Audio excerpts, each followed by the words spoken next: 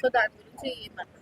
First of all నేను ఇక్కడ చెప్పదలుచుకుంది ఏంటంటే, జగన్మోహన్ రెడ్డి గారు తన వెర్రితో చెప్తారో లేక ఎలా చెప్తారో తెలియదు కానీ ఆయనను ఒక పాయింట్లో మాత్రం అభినందిస్తారు.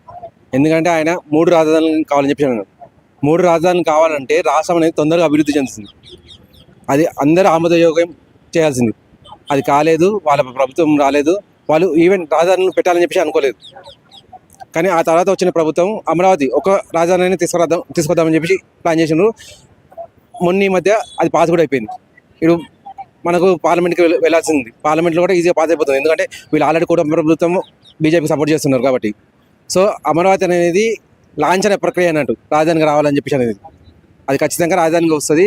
ఇంతకు ముందుకు ఎలాగో చంద్రబాబు నాయుడు గారికి అనుభవం ఉంది. ఒక రాష్ట్రాన్ని అంటే అటు తెలంగాణ ఆంధ్ర 2 కలిసినప్పుడు ఎలా పాలించాలి, ఎలా అభివృద్ధి చూపించాలి, ఎలా ప్రజలకు అనేది ఐటీ పరంగా ఉద్యోగాలు కల్పించాలి. అఫ్కోర్స్ ఆయన చేసిన తప్పు ఏంటంటే ఆ కాలంలో రైతులు అనేది పట్టించుకోలేదు కాస్త, దానివల్ల ఆయన దెబ్బతిన్నారు. కానీ ఈసారి ఆ దెబ్బ మాత్రం పడకుండా చూసుకుంటారు. దానికి తగ్గట్టుగా పవన్ కళ్యాణ్ గారు ఎలాగో అండగా నిలబడ్డారు. ఇద్దరు కలిసేసి ఆంధ్రప్రదేశ్ని పరుగు పెట్టించడానికి సిద్ధంగా ఉన్నారు. అమరావతి రావడం వల్ల అమరావతి ప్రజలు చాలా సంతోషాలు చేసుకుంటారు.